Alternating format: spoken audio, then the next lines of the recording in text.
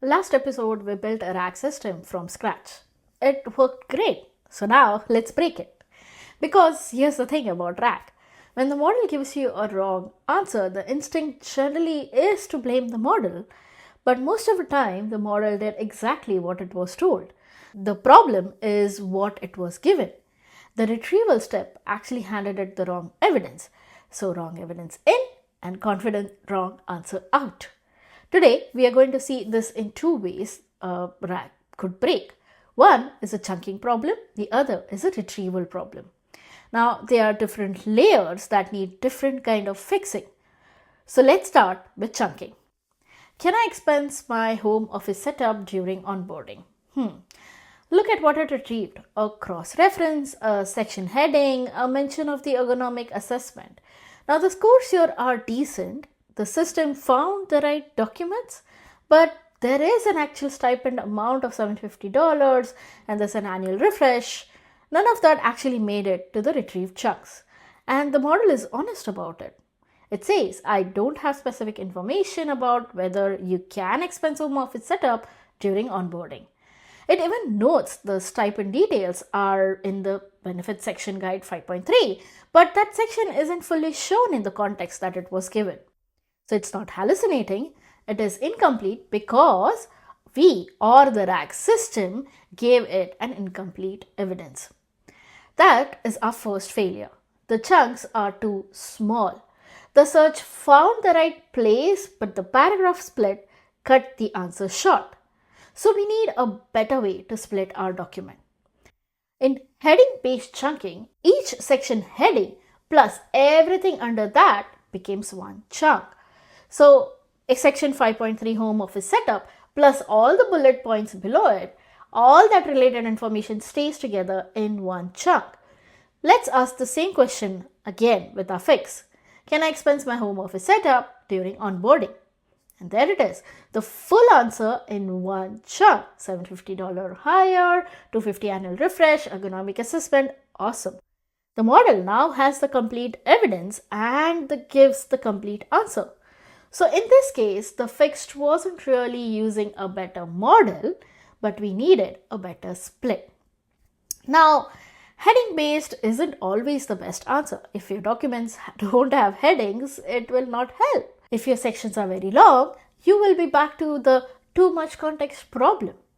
So let's talk through some other options for chunking.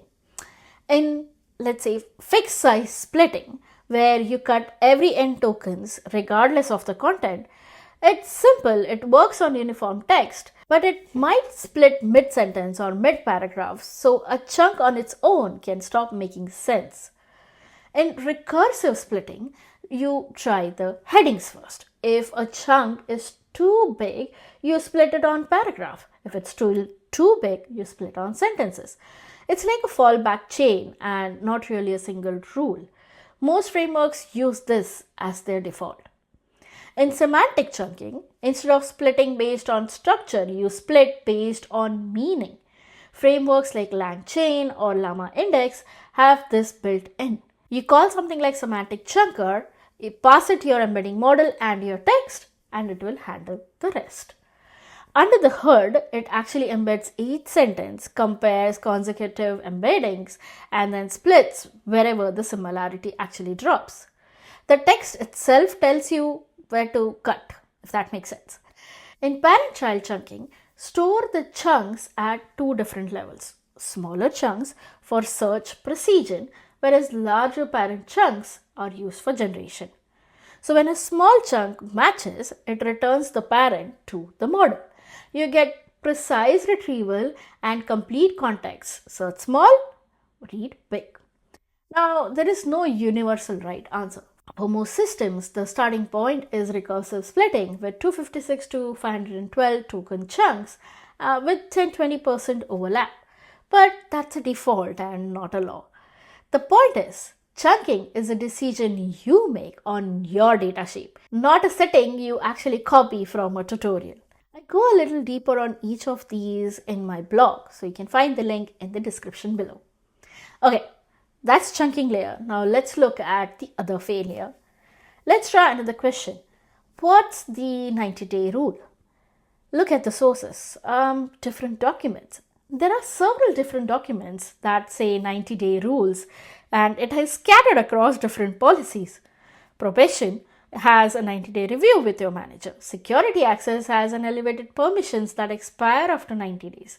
And there are a couple more like RRSP matching and expense submission deadlines and so forth. And look at what the model did. From the chunks that it was handed, it surfaced two of them, the security access rule and the probation review.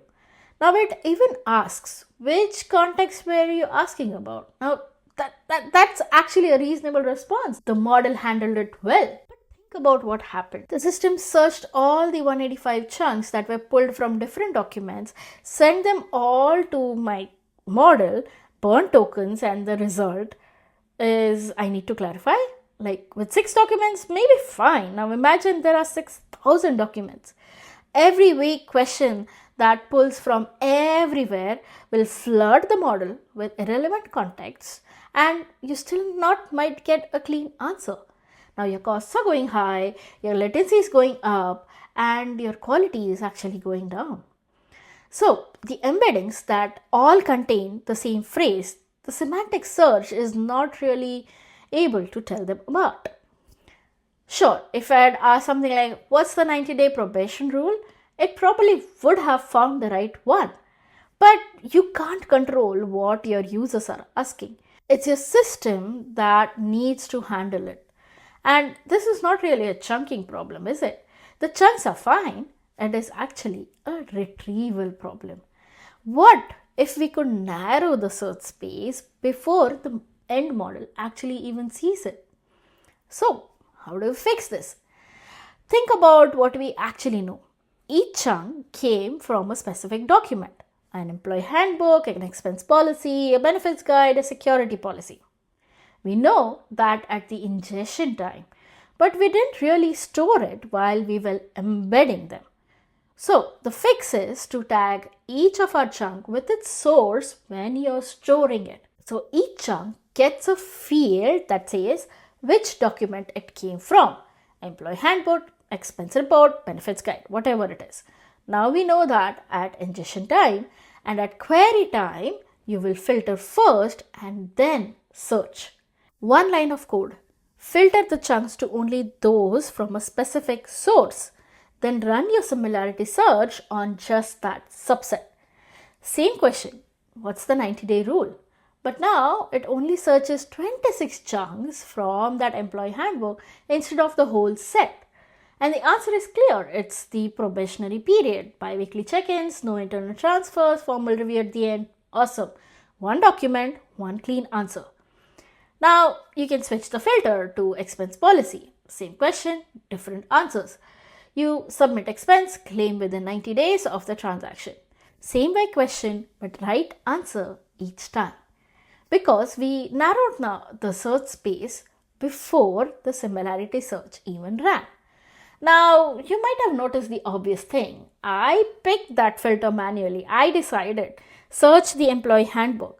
But if a user is just asking what's the 90-day rule, how is your system going to know which document to search? Now there is a pattern for this called as a self-querying retriever. You pass the question to a model first and you ask, based on this question, which metadata filter should I apply? The model reads the question, look at what field exists, look at some other context and extracts the filter that you need. So if the question is what's the 90-day rule for expenses, it will pull out the sources equal to expense policy. If the question is truly ambiguous, it can ask the user to clarify, and this doesn't need a bigger model. Picking the filter is just a classification task. Remember from episode 3, write model for the right job? This is the same idea, now inside one pipeline. So the model that picks the filter isn't the model that writes the answer. A small, fast, cheap model will actually read the question, pick the filter. The big, expensive one only steps in for generating the final answer. And it's not just about filters. This small model can actually scale and handle a lot more other quick decisions too. Routing the question, classifying what's being asked, pulling out a name or data, or just clarifying questions from the user. Frameworks like LangChain actually give you this as a building block. Managed services like Bedrock Knowledge Bases run that filter step as part of their pipeline as well. So to be clear, they are not really swapping models behind your back. You still pick which model does what. What they handle is the wiring, pulling the filter out of the question and applying it before the search. So the idea is the same. Don't search everything when you can actually narrow it down first. One real world note is the source tag. Now in our demo, this is all living in a Python dictionary, but in production, it has to live somewhere, durable and queryable.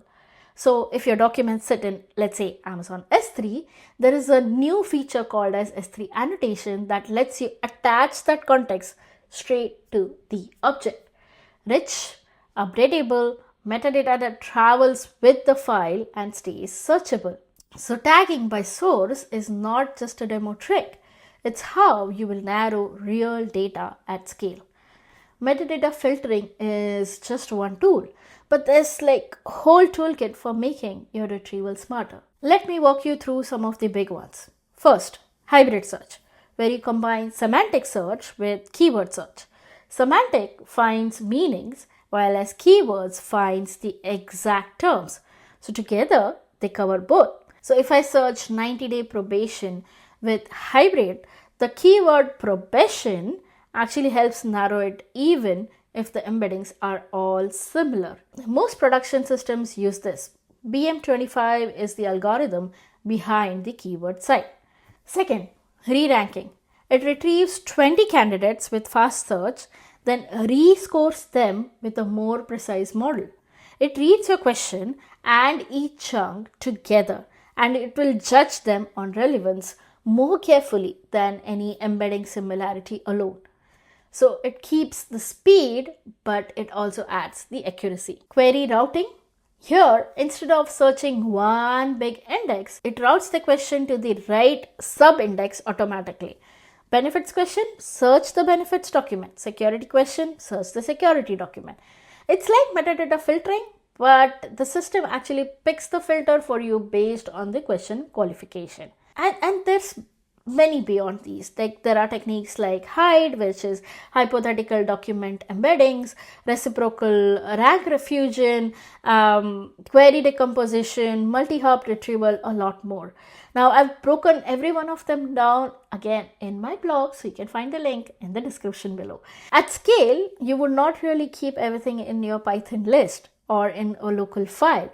You might move to something called as a vector database, something like PG Vector if you already have PostgreSQL or Amazon OpenSearch serverless. Or if you don't want to manage any of that, Amazon Bedrock has just launched a managed knowledge base that actually handles the entire pipeline, the data connectors, the parsing, the chunking, embedding, retrieval, all of it. You just point it at your data and it will do the rest. No vector database to provision, no pipeline to maintain. That managed knowledge base even has something called as agentic retriever. It handles complex multi-step questions. The kind where, one question needs answers pulled from several places at once. Sounds familiar? That's the ambiguous match problem we just fixed by hand, but it's actually built in. We built it from scratch today, so you see what is actually happening underneath, and that matters. But if you're shipping to production and don't want to own the infrastructure, there are managed versions of all of this. I've linked Bedrock Knowledge Base in the description, but one thing you have to keep in mind. Every embedding call will cost a fraction of a cent. With 6 documents, it's irrelevant. With 1 million documents, you might have to do the math up front. So same principle from episode 3. Cost sets the ceiling.